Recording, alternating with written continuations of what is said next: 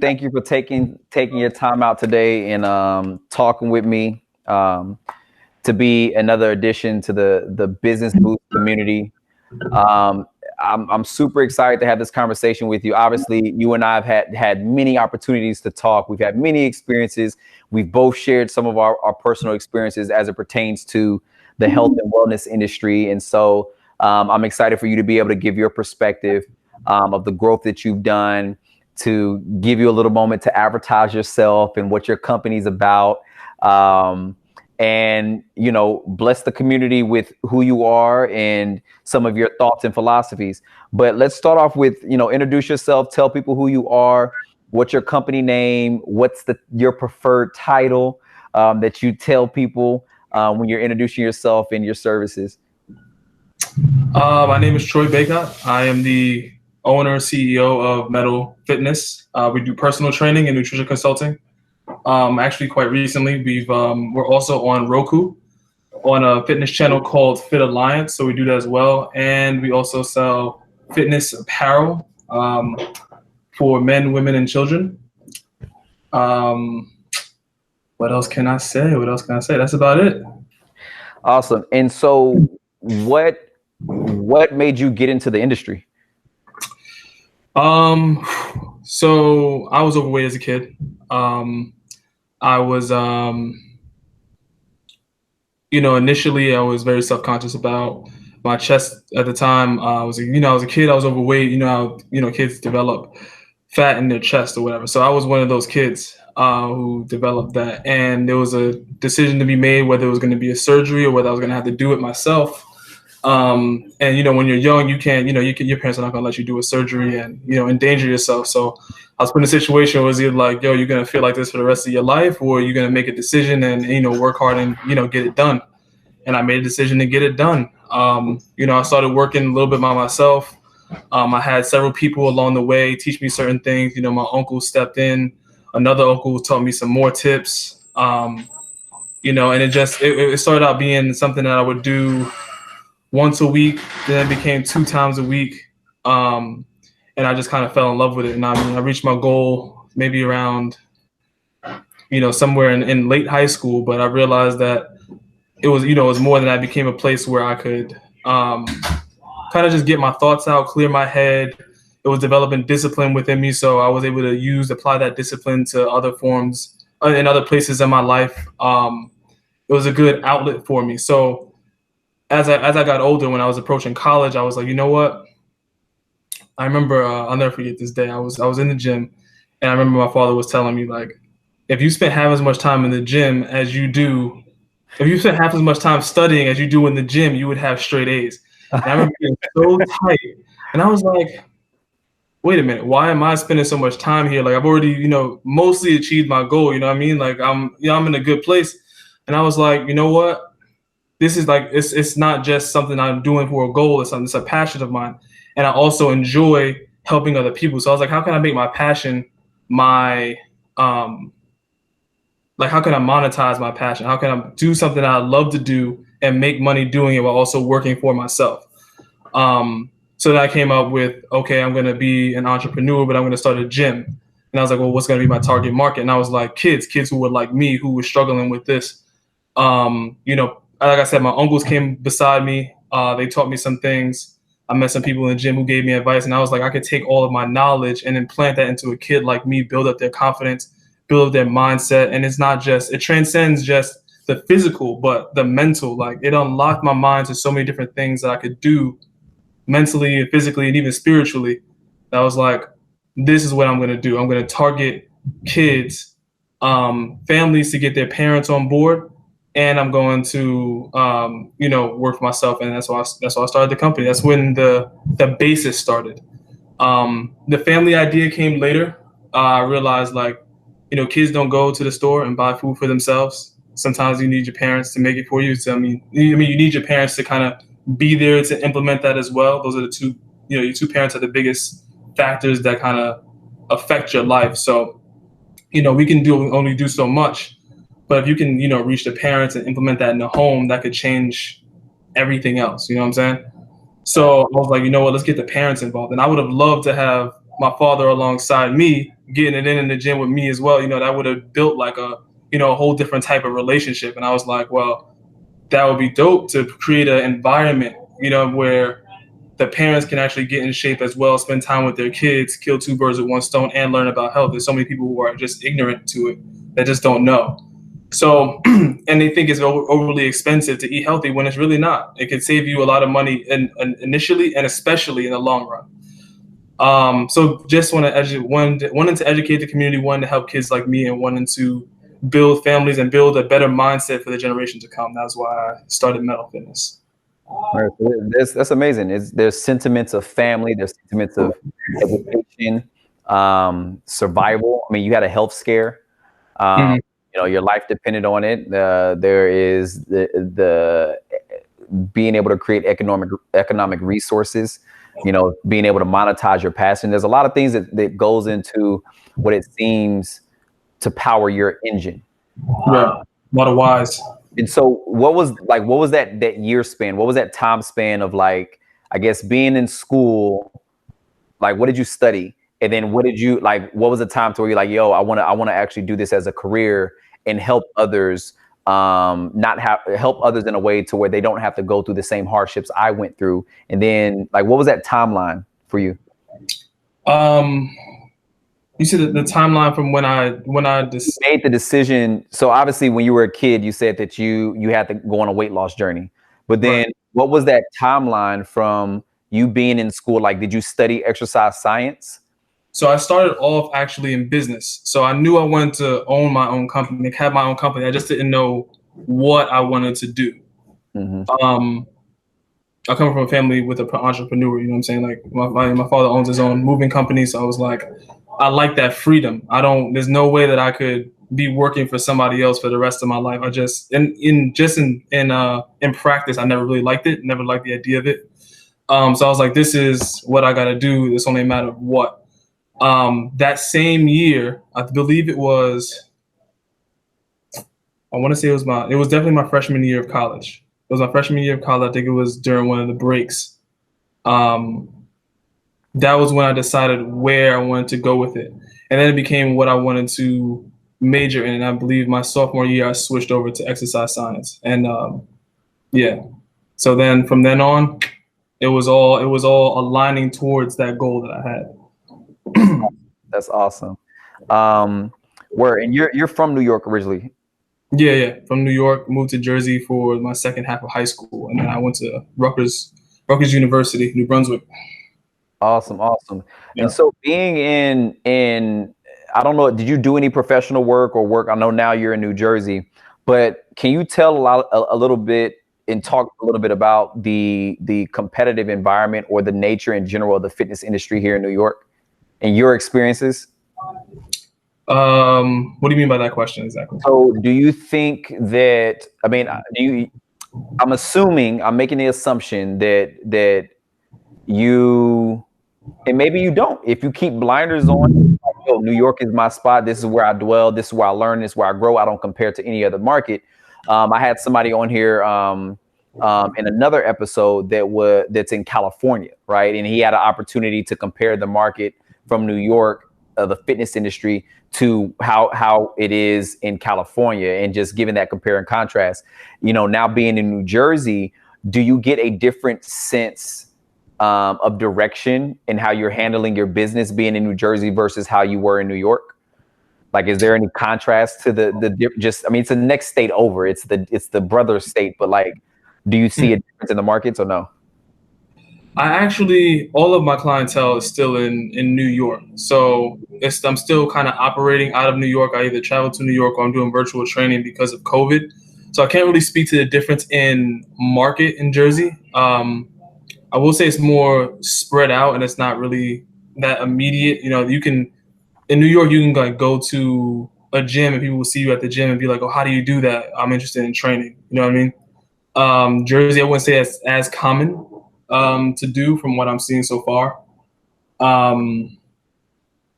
As far as competition, like competitive, I started at Equinox, and people always tell me that it was a competitive thing, like even the trainers inside of Equinox are like, it was like a competition. I never really saw it that way. I feel like every trainer has something different to offer, and we can all coexist in one way or another. Like somebody might be interested in working with me and my personality, and other people might not, and those people will go to somebody else. At the end of the day, we're both eating, so why is it really that big of a deal, you know? So I mean, I don't really see it as a competition. I just see it as, you know, you get who you get. There's a certain hustle to it, of course. There's a certain you know, diligence. You gotta, you know, follow up on leads, you know, constantly reach out to people and you know, figure it out. But there's also an element of some people you just don't work well with, and other people you just work well with, and you got to kind of figure that out as well. So. And what was the hardest part? So when you say you start off at Equinox, most people who know Equinox, they know what the brand is. It's sexy. It's a high ticketed membership. I know a lot of the trainers that come from Equinox will say that the best trainers come out of Equinox, you know. And it's the same way that we look at like something like the iPhone. It's like a status also. Right. I'm an Equinox member. But like, how was it when you first entered? What was your experience like when you first entered the career of being a fitness professional and a personal trainer? I would say it was intimidating at first. You know, I was young. You know, I mean, I'm what, 21, going into the city with, you know, people with, you know, like high status. It was a very different demographic than what I'm used to, not only because of the age difference, just because of, I don't want to say fully the status difference, but it's just a different culture in where I was. I was in West Village. So the people there are different than where I grew up. So it was, I remember thinking like, all right, well, I don't know how am I going to connect with the demographic?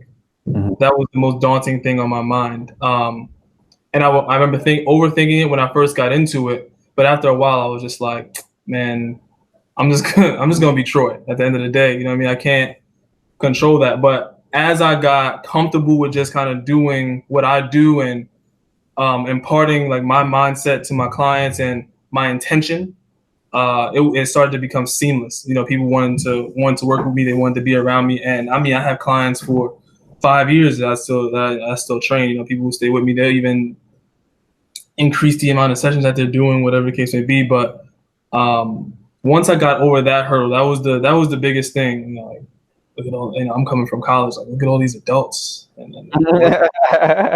what am I gonna do? Nah, there's, you know, just regular people wanting to trying to better themselves. You know what I'm saying? Trying to take it, you know, step by step. They're in the gym trying with the same similar goals that you have, and they're just trying to get some direction on how to do it. And also getting more comfortable with the knowledge that I have, you know, knowing that I am, you know, I do have that knowledge. You know, you get caught up in thinking that people know what you know because you do what you do every day. You know what I'm saying? So you're like, oh yeah, you know how to do this. And then you realize people don't even know how to jump rope. You don't know how to do, all right, yeah, I do push-ups all the time. You see that push-up, you're like, whoa, that ain't it. That ain't it. So then you realize like, okay, like I have all this to impart. My service is useful. And it becomes easier to kind of talk from that standpoint. So that was the biggest thing at first. Word. And so, I mean, and it's interesting you say that, because I know for a lot of trainers starting out, they think you should just immediately have this confidence. And you're somebody who studied exercise science. Like you went to college for that. And usually when you go to college for something, you get a degree in something, what ends up happening, or you have any type of formal education with it, what ends up happening is you think that you immediately have like, oh yeah, I'm this, I'm an accountant, I got my accounting degree, or I'm business finance, or I'm an attorney, or I'm a doctor, right? But there is a huge intimidation factor, because when you go into the gyms, there are a lot of sharks in the gyms. There are a lot of people. I mean, where I was, and maybe you could speak on this, but and just talk about that landscape. I know you said you didn't really see competition, but you know, I'm not gonna kid myself, and I'm pretty sure that you know that it existed. But like, when I walked into the gym for the first time, there were 30 other trainers, literally 30 other trainers who wanted to get as many clients as possible and potentially take the opportunity for me being able to get that. And there is an intimidation factor in that, and you have to overcome that. And so for you, what was that moment in which you were like, I got this, like I got my groove now. I caught my second win. I know what I'm doing. I know what this is. Like, I know what direction I want to go, and this is becoming easier for me. Let's see, what point?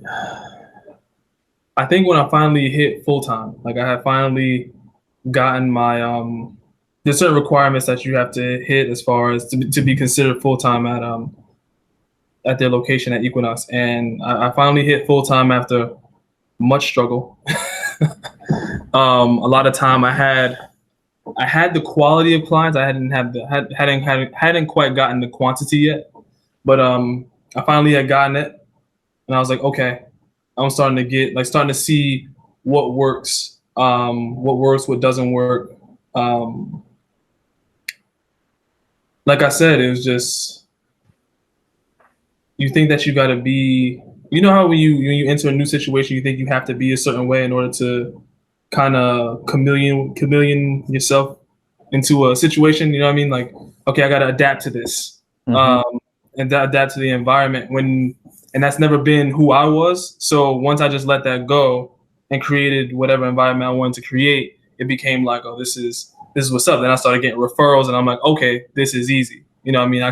I can do this. I had people walking up to me asking me, to train, middle of sessions, or whatever the case may be.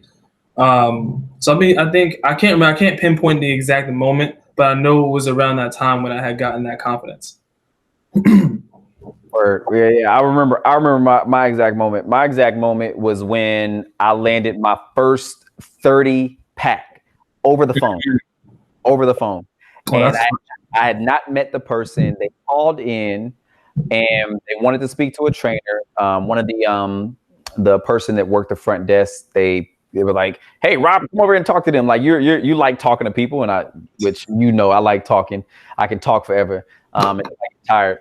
And so I got on the phone and I listened, and I was like, okay, well, look, I can throw you off to somebody. There's a few, and I put basically other people on a pedestal, and they started asking more questions. And for me, I wasn't even looking for a client at the time, even though it's always good to get more clients.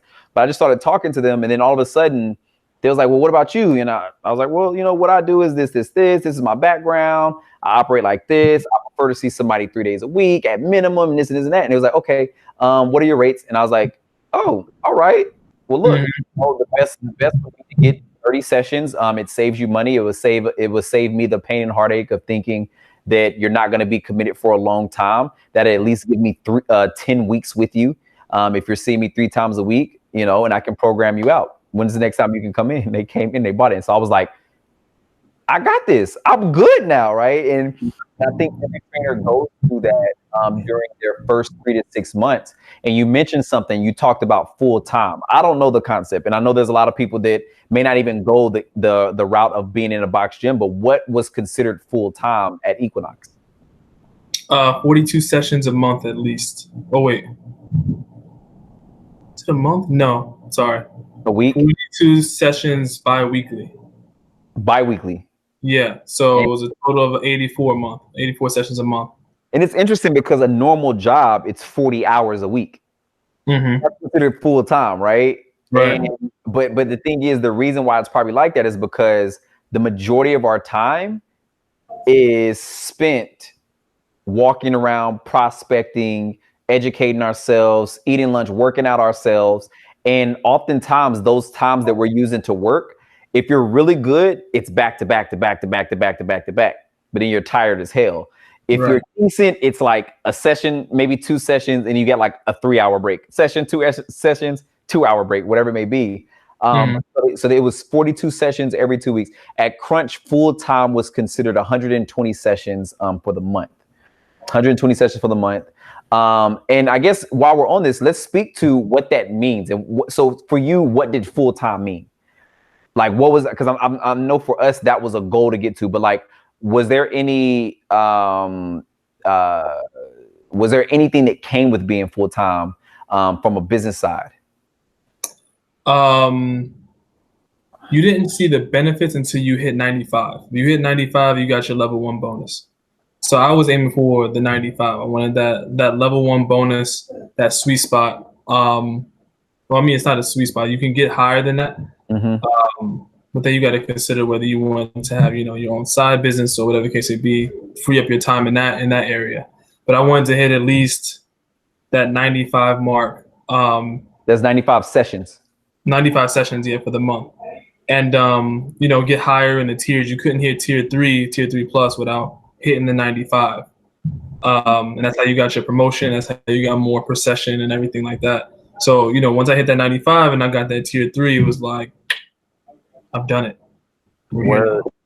Yeah, the Crunch was completely different. Crunch was crazy. And I think this is also what made it super competitive. You can move up in rankings based off of the amount of education you had. So like you coming in with a degree in exercise science, you'd automatically be at tier 2, I think, automatically. And then once you got your personal training certification, you automatically be at 3. And then if you got any other modality, you'd be elite. And then once you stay there 2 years, you get automatically promoted to, well, not automatically promoted. You stay there 2 years, you become a master trainer as long as you are training, I think like 20 hours throughout the month at the master trainer level, which was like 165 per session. And you had to be doing at least 20 sessions there. So the opportunity to make money was first dependent on the level of education you had. And then secondly, dependent on how frequently you were actually executing on those sessions and how many sessions you were doing per month. Where it seems like at Equinox, it was however many sessions you're doing determines the pay rate and how much you're able to move up as it pertains to promotion and things like that. So it was very heavily session. It was very heavily money based, session based. Got you. Okay. Did you guys have any minimums? I don't remember there being like a minimum, but if you weren't hitting your numbers, they'd definitely have you coming in for a personal development meeting. And if they weren't going up, you might just have to get cut from the team. Yeah, we had a 3 month. We had 3 months, if you didn't hit $2,000 in personal training and $200 in supplements. So if you went 3 months where you didn't hit it, then they would let you go. We were at will workers anyways, which I'm pretty sure was in the contracts with Equinox too, and they would just be like, all right, you done. Now, so with some of the things, I mean, a lot of people say that there's a lot of micromanaging that happens. Do you disagree or agree as it pertains to being in a box gym?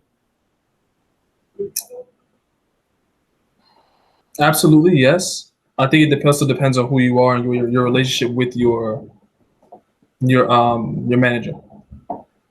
I don't remember. Once you're hitting your numbers, they don't really bother you that much. I don't remember. I wasn't bothered that much once I was hitting my numbers. They just kind of left me alone. They were focused on the people who they were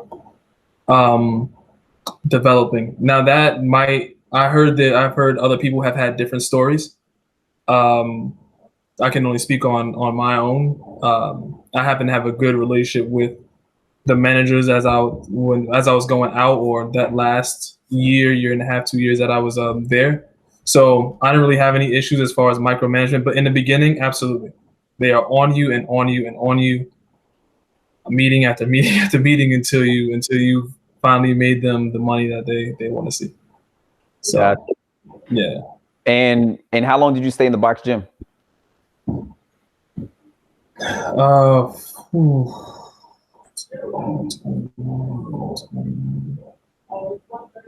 want to say 5 years, 4 to 5 years. Wow. And during your transition, what was some of the decisions that you made? I guess it's a two-tiered question. What were some of the decisions that you had to make when making a transition out? And what were some of the principles that you took with you from the 5-year experience that you had at Equinox? What was the first question again? So what was the thought process leading up into your departure? Okay. And then secondly is, what are some of the principles and some of the things that you learned throughout your 5 years that you took with you when you went on your independent journey? Gotcha.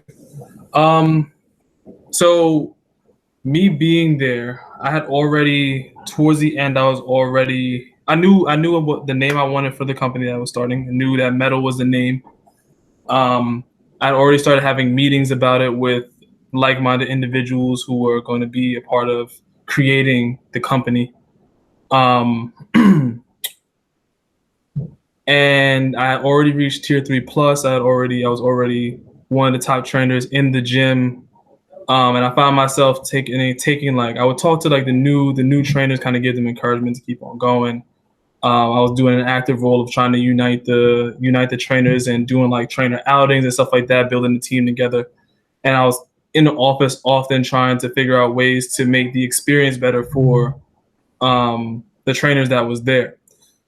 And I remember one day, I was talking to my manager, and I was like, "Well, what can we do about health insurance? Like, this is ridiculous. Like, I'm gonna have to start paying health insurance soon, and this, that, and the third." And he's like, "Well, if you have so many problems with being here or here, then why do you still work here? Why are you still here?" No, he And didn't. No, he didn't. no, she didn't. No, she didn't. I was like, the audacity. So, at first I was taken aback, and I was kind of, I remember, walking home and kind of being tight, like kind of upset about it. And I was like, why is this bothering me so much? Why is it on my mind? Obviously, there's a reason. Um, Asking yourself why, very big thing that I've definitely learned over the years.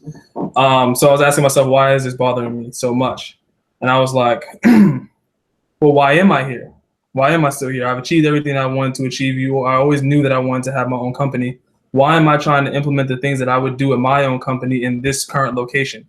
This was never meant to be a lifelong thing. This was meant to be a stepping stone, a place to gain experience and then move on.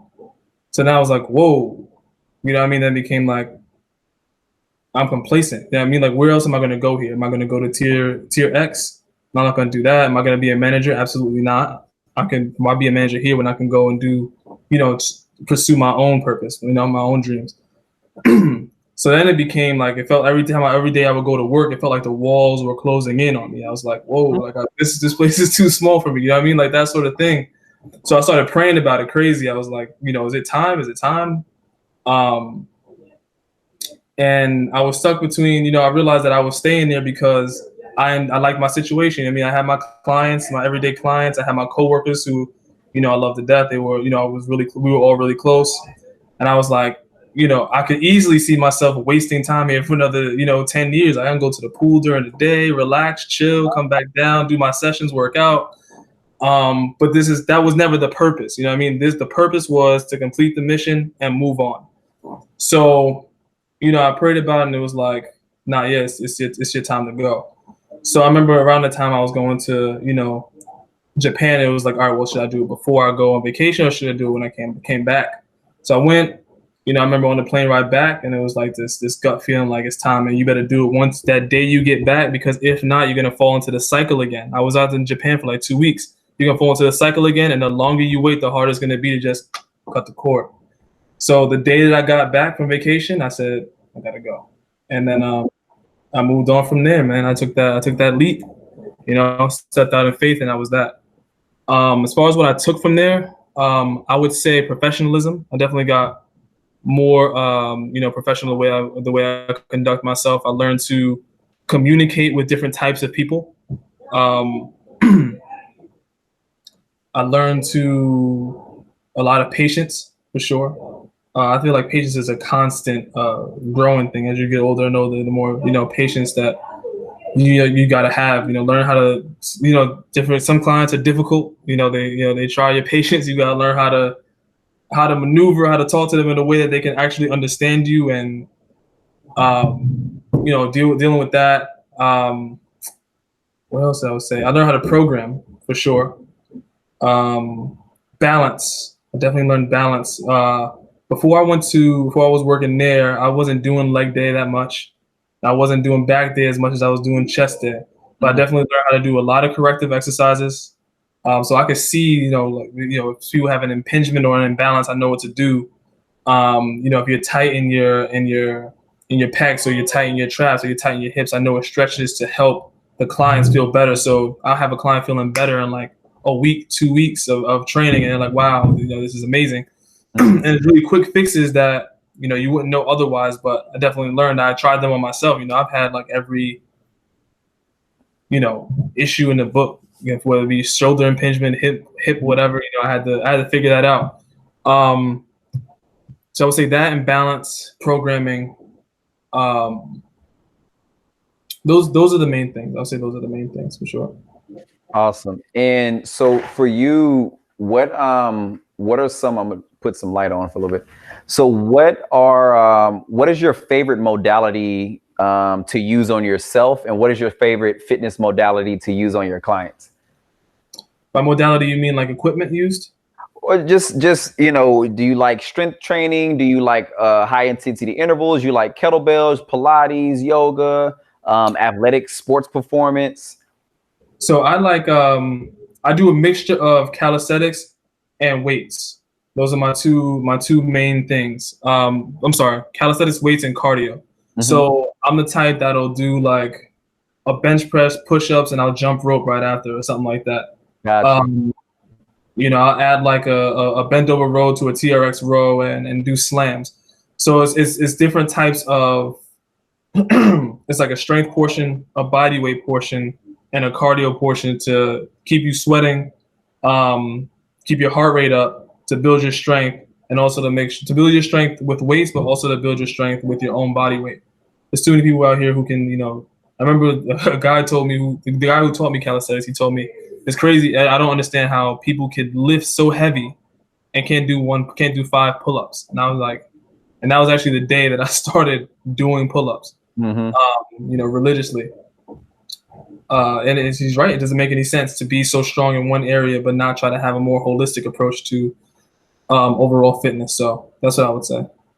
Strength training, calisthenics. Do you take that on to your clients when you're training when you're working with your clients? Absolutely, yeah. Awesome. Did you ever, was it something, so like, did you learn primarily through the books? Did you take a lot of what you learned in college? Were you formally taught? Or did you learn through experiences? What do you think is the best teacher, and what has been the best teacher for you throughout your journey as not only a small business owner, but also as a coach? Nothing beats experience. Nothing beats going into it yourself. I mean, a book will tell you, 8 to 12, 70% of your max and all these calculations, but there are days when you simply don't have it. It doesn't always, amount to that. You got to kind of know your body and know what you're getting into, and knowing your body takes trial, error, and time. You got to constantly, just be listening out, like, okay, can I do this? And, pushing yourself, but also knowing where your limits are, or else you get injured, and reading those signs. So I would say experience getting into it is the best teacher for sure. Awesome. And when you're teaching your clients and you've been designated to help them to go on to help them with their journey to achieve the optimum version of themselves, like, what are some of the philosophies, or what are some of the ways in which you're able to elicit change inside of them, so that they're able to express that in the way in which they go about their day-to-day life? Like, what are some of the things, the tools that you find useful? Why? Asking the clients why they do things. Why are you here? Why do you want to train? I want to lose weight. Why do you want to lose weight? The things in their everyday life. Why did you make this decision to do that? I mean, there's always something deeper. Whether somebody really knows what that deeper thing is or not, there's something deeper. And if they can't access that deeper thing, they are more likely to quit on their goals, because there's nothing anchoring them to what they're set out to do. For example, like this whole, I told you that I immediately aligned everything that I was doing towards the goal of opening up my own fitness center once I realized that's what I wanted to do. But look at the whole journey that it took and all the whys that I had on the way there. And that's what anchors me every day. There's been plenty of times when I've been discouraged, where I thought, I don't know how I'm going to get the money to do this. I don't know how I'm going to do that. But it's like you're walking around in fog, and all you're doing is like just feeling around for the next step. And you take that next step, and, things start opening up, and then you keep on going, and it's like at the end of the tunnel. So just anchoring them to that why, because it's going to feel bleak. You're going to get down, like that first week is hell week. Those first 2-3 weeks is hell week. You're doing push-ups. 10 push-ups feels like 1,000, and you don't know how you're ever gonna hit 100. And then you get to that third week, and you're like, "Oh, this is easy." Easy, exactly. You know what I'm saying? So, and that applies to everything else. That's awesome. That's awesome. And just talking about the journey, I mean, you mentioned earlier, you just mentioned too that like you had the aspirations of opening up a gym. You and I talked, right? But what we haven't talked about is like, oh, we did briefly, I guess, but the going from planning out a few months, and you setting yourself up, working with architects, like having basically a spot at your hands, and then seeing the whole world shut down. Like, what was going through your head when that's been something that you've been focused on? I knew how much you wanted it. I know how much you want it. I'm pretty sure you're probably still going to pursue it. Maybe not. Maybe you found something else and you're like, I think I can make a pivot this way and it will better suit me. But like, what was your immediate thought when things started shutting down and the thing that you had been focusing on for months, you had to put on the back burner? Man, what was on my mind? I was very frustrated.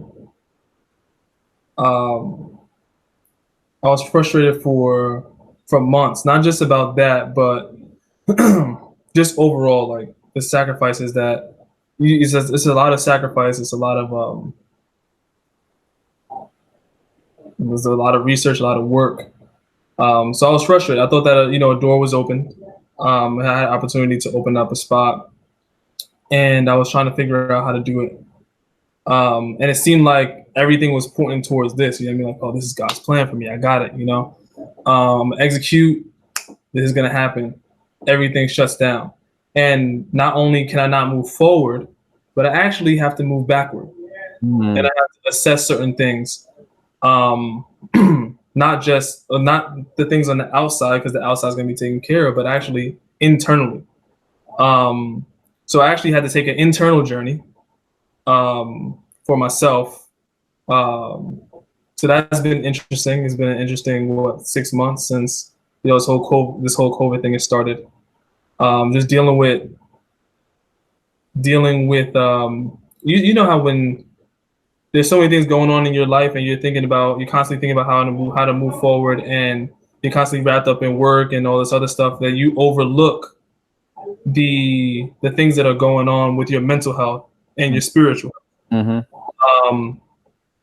So there were a lot of those things going on, and I realized how much of a contradiction it was. Is here I am trying to create an empire, a building, a site where I could impart these things on mental, spiritual, and physical growth on children, when there's certain things that I haven't assessed within, and I don't have full peace within myself. You know what I'm saying? So it was like it was frustrating, but then it was frustrating for a while. Then I got a certain peace about it, and I realized that it's actually for the best. If I would have opened it up in the beginning, I would have been in a hole right now. And it would have been terrible. You'd have been locked in. Man. I would have wasted a whole bunch of money. Oh man, yeah, I remember that. And even just that, I mean, I think there still is something to say about the experience. And like, we had meetings and, we would talk and strategize. And even now, like, we still do the same thing. We strategize, we talk, we bounce ideas off of each other. And it's always a constant reflection on where we are now versus where we want to go. And the ones that have a good support system are able to make really great, strong pivots. And they're also able to lean on community that they've been able to foster. And that's also like, just even being a part of what you went through gives me fuel and motivation to create this community, right? Because like when we first met, we met back in January at the seminar that I did, the 6-figure fitness seminar that I did. And I don't think it was by chance that when you came up and you talked, like, because let's imagine if we didn't talk. Yeah, I think about that all the time, man. Like, I was just thinking about that last week. I didn't even want to go to the seminar. I don't think you understand. I was exhausted. I was like, I had to wake up early today. I don't want to go. I passed by that chase 3 different times. I saw you taking pictures outside, and I was like, man, I'm not trying to deal with this. Not today. I don't want to meet anybody. You know, when you don't want to talk to nobody. But something told me, yo, just step in there, see what it's about. I had like 3 different people tell me, whether it be a flyer on my story on Instagram or whether it be somebody directly told me that, hey, you should go check this seminar out. I don't even do seminars. Went there. It's so funny though, because you were talking and I was sitting there in the seats, but I was like kind of dozing off, because not because whether you were saying was boring or not useful. I was, like I said, I was exhausted, and you were like, you said something about the sleep is not gonna work or something like that. You addressed it. I was like, all right, I gotta lock in. And of all things, I thought, maybe you'd be insulted or something, but I went to the bathroom and you actually asked me how the seminar was, and that's how, and we got into talking about everything else, and that's how we met. And just to think that everything could be so how things align is very interesting. For sure. So and it's been a blessing ever since. Yeah. Yeah, for sure, definitely. I mean, it's definitely a relationship that I'm glad that we've been able to foster. Just because I personally have a passion for just being able to lend advice and give advice. Like that's always been how I've been. Like I'm a team focused person, right? Mm-hmm. And it gets tough. Like when you're an independent trainer and when you're a small business owner, especially in our industry, it's a lot of ego that gets injected into the individuals and the personalities, because everybody thinks they have the right way of doing something. Like there's not one trainer that will tell you that they can't get their client to the goal or they can't fix their client issue. And if there's any trainers that are saying that, then they probably shouldn't be in this industry. But because of that mentality, it sometimes pushes us away from fostering communities and fostering relationships amongst people who are in the same industry. Because, even though you did mention and say that you didn't think it was competitive in Equinox, like it's competitive in these streets. It's competitive in Equinox. I said that I personally I wasn't fazed by it and I wasn't worried about it. Got you. Okay. All right. So I stand corrected. So it was I definitely saw it. It was definitely lane. You were in your own lane. Exactly. In New York, for those of you all that are listening, like in New York, there are 300 gyms. There are over 300 gyms. There's a gym on almost every corner, almost on every block. Yeah. Just on my block alone. New York Sports Club around the world around the country is done now. But from a New York Sports Club, there's a Blink, there's a I Love Kickboxing. There's 3. Mm-hmm. And there's a Bikram yoga. There's actually a Bikram yoga. There's 4, and that's a boutique. That's a boutique studio that offers something that's special, that's very niche, and they have their own clientele. But like to think that you can walk outside of your house, apartment, wherever it is, and say, "Wow, I have 4 options." That's so unique. So how do you think that you've been able to position yourself? We know that your niche is families and kid focus. And right. How do you think that plays into your ability to impact people and be successful in this space and not turn your back towards this industry? How important was it for you to stay zoned in on encouraging and mentoring and helping youth, and also making sure that you're bringing a family aspect in it? That's everything.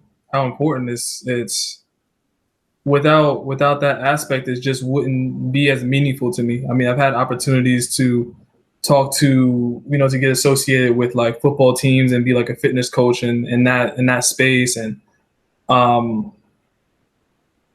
there's sports advertising you can do with like an exercise science degree. And it's just not, I can't express it any other way besides it's just not my purpose. So as far as how important it is to reach that niche, I think that's of the most paramount importance. I want to create something that that doesn't just influence this generation, but that transcends from generation to generation. Implement a mindset of health and wellness that'll carry on for the future. So kids don't have. So there's not like a obesity rate of I can't remember what the numbers are, but that the obesity rate in 40%. 40%? 40% of Americans in their fresh on my mind is because one of the I was reviewing one of the interviews I did. 40% right now.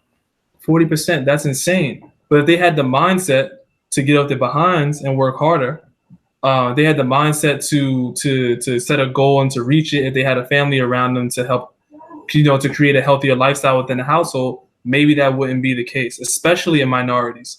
Especially when it comes to us, we do not focus on our health as much. We don't put as much value. We're trying to figure out what's the cheapest thing to eat at the specific time. And it's just not okay. And at the end of the day, it's only going to hurt you in the long run. We should not be dying of heart attacks and heart disease and cardiovascular disease and diabetes. When you look up people who are at risk people for heart disease, Black and Hispanic / Latino should not be on that list. You know what I mean? The fact that a race could be on that list has always been astounding to me. And it's something that can be fixed. But it starts when you're young. What you take with you, what you learn when you're young is what you carry on to when you're older. So if you can implement that and teach that as a kid, that'll carry on to when they get older and they'll teach their kids the same thing. And that's that. Yeah, I mean, you definitely hit on some key points. It's definitely rooted in culture. Your cultural upbringing will definitely shape the lifestyle that you lead as you go through the many different phases of life, from being a kid to a teenager to an adult to being the head of your family.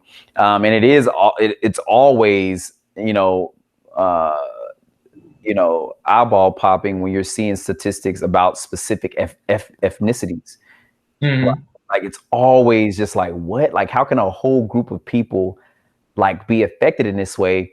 And it's even more important that the gospel of living a health focused lifestyle is being preached towards those communities. But it's just unfortunate that in this industry, it's often hard to get that information to our communities just because there's so much noise. And also it's an expensive industry. Like if you want somebody to help coach you to a better, to live a better, healthier, fulfilled, holistic lifestyle, it can get expensive. And like you said, the majority of the communities that are affected by some of the diseases that kill most Americans, right? By way of their nutrition, by way of their diet, it's Black and brown folks. But Black and brown folks typically can't spend. I mean, I'll tell the majority of my clients aren't Black and brown people. I'm going to change it because I want to impact my people, but the majority of my clients aren't Black and brown people. And those are the people that need it the most. My people need it the most. My families, my friends need it the most. And so during this new climate, the past 6 months, this new environment, teaching virtually, I've even started thinking of ways to impact that demographic a lot more. And that leads me to my next question. What have you seen yourself do, understanding that as a health professional, we're dealing with a health crisis, not only just obesity, but we're faced with the monster of COVID. And also being a person of color that's dealing with some of the current issues at hand as it pertains to race and violence around that.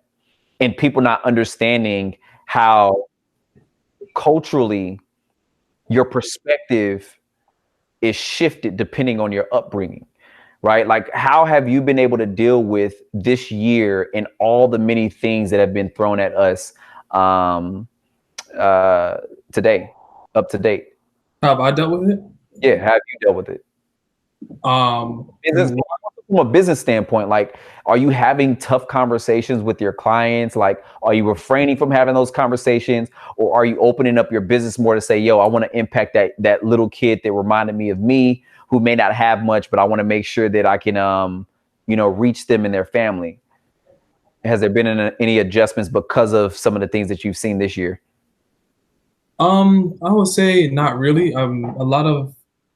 Most of the clients that I've had for an extended period of time know what my goal is, as far as who I want to, what my demographic the demographic I intend to mainly target is, not mainly target, but like what I'm doing it for. They understand the reason behind what METTLE is. Hard conversations. I mean, remember what I was saying about being myself. I'm the type of person that'll have a hard conversation any time of day. So, so I don't shy away from hard conversations. We've had race relation conversations. We've talked about what a clown Trump is. We've talked about, the George Floyd situations. I have clients who have posted more stuff about the nonsense that's going on than I have.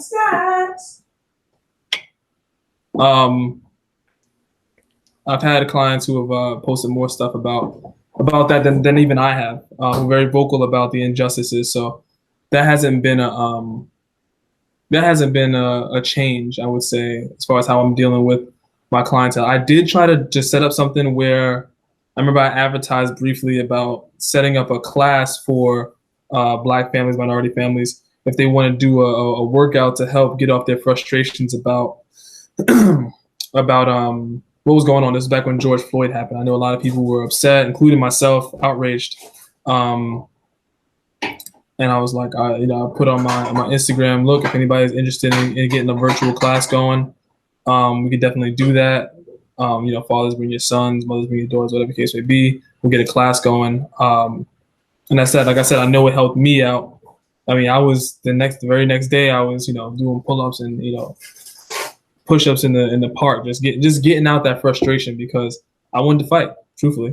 I was up in arms and I had to just, relax. When you see certain things like that, it's hard to see, and sometimes you can feel powerless. And it's an empowering experience to be able to have control over your body and what happens within it and outside of it.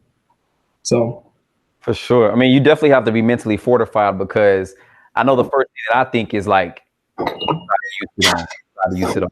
What's your thoughts on this? What's going on in your head? Like, how do you look at me? You start doing self-reflection, and then you have to also make sure that you're not crossing the line between personal and professional, right? And that you're keeping everything as professional as possible. But when it's time to have those conversations, that you're able to be even more human with the people who you're serving and helping out to change their life. And so it's definitely been, I've heard a lot of people talk about some of the hard, tough conversations that they've had to have. I've had a few conversations. There's been sessions that I've had to where all we did was talk. Yeah. Literally the whole session. And it was just like, we just talked, right? And like, people don't understand that that's a part of health. It is. Yeah. It's real. Mental health is real, and communication is a part of that process, and you can't neglect it. And sometimes being able to just talk about something and express yourself in a way that is being received wholeheartedly from your audience can be very healing. It can be very rewarding to your spirit. And I know I've had those opportunities. With that being said, we're going into the end of 2020. Finally. It's crazy. January is a time where most people start wanting to work out again. And there's going to be a lot of people that's going to be jumping into the industry. Okay. Because they're now seeing the rise in some of the fitness technology like Peloton. They're seeing some of the things that Apple is now doing with the software and just different things, and there's different ways to scale your greatness in different parts of the industry outside of just being a personal trainer or a group instructor.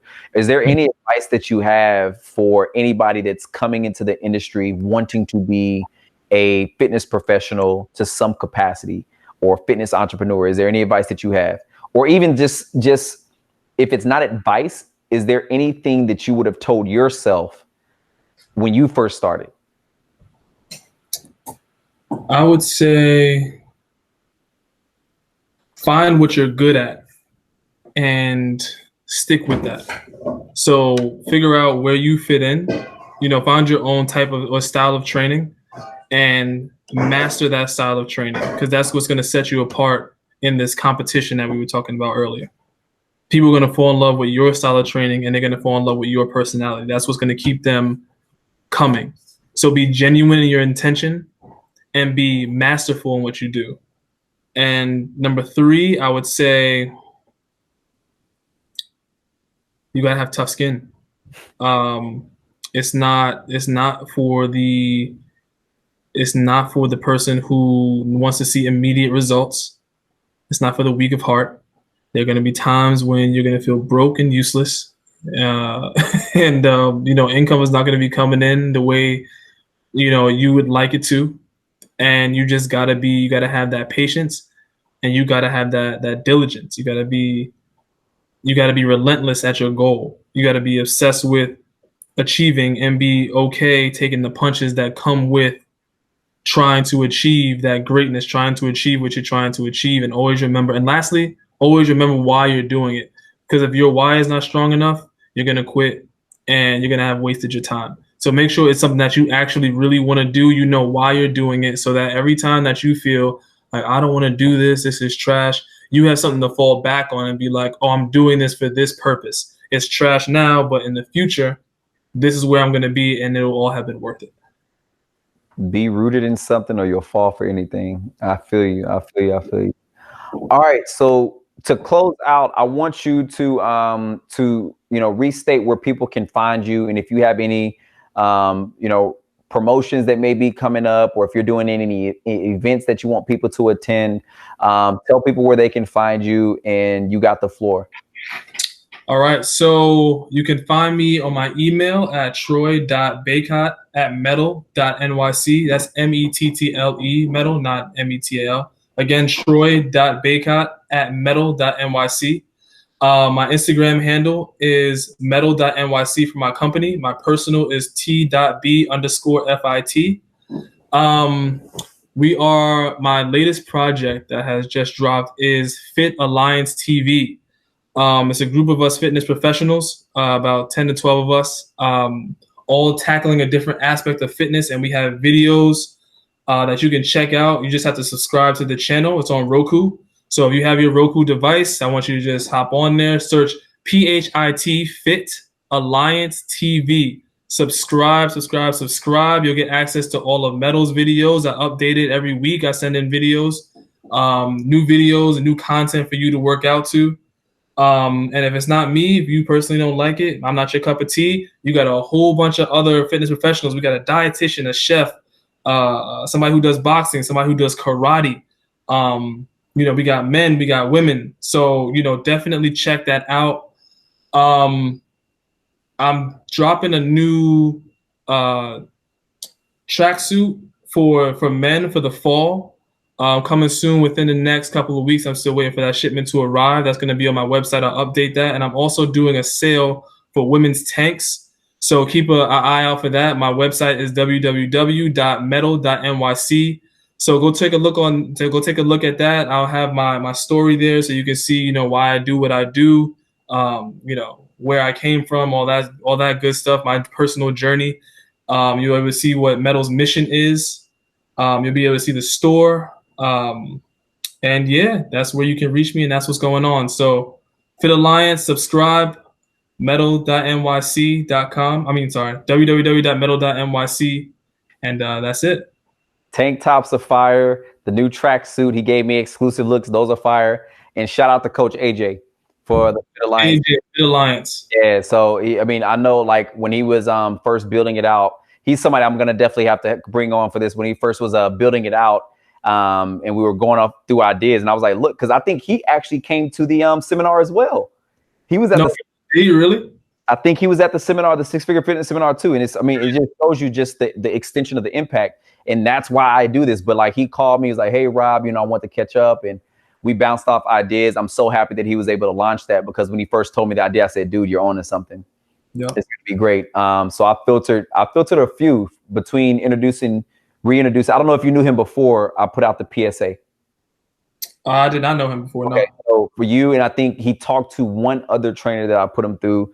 And then also one of my partners in the Six Figure Fitness seminar, Damon Patterson. Remember him? Yeah. He's on there too with you. Really? Yeah, he's on there too. So him in the TRPT. So I'm excited to see what that actually does, because some of the plans that he has for his Roku channel, I know for a fact is going to be amazing. And the Rising Tides raises all boats. So you being associated with that, he's a really great guy. I'll definitely have him in this community to talk to people about what he's doing, because I think it'd be perfect for some. He's dope. And then also you yourself. I look forward to seeing the drop of the new tracksuit. But thanks for giving us your time. I know for a fact that people are going to love this. Your message is amazing. You're rooted in passion. You're rooted in helping others, and you always have a positive attitude and mindset. So thank you, Troy. I appreciate it, man. Thank you. Thank you for the opportunity. All right. You have a great one. Enjoy the rest of your weekend. All right. You too, man.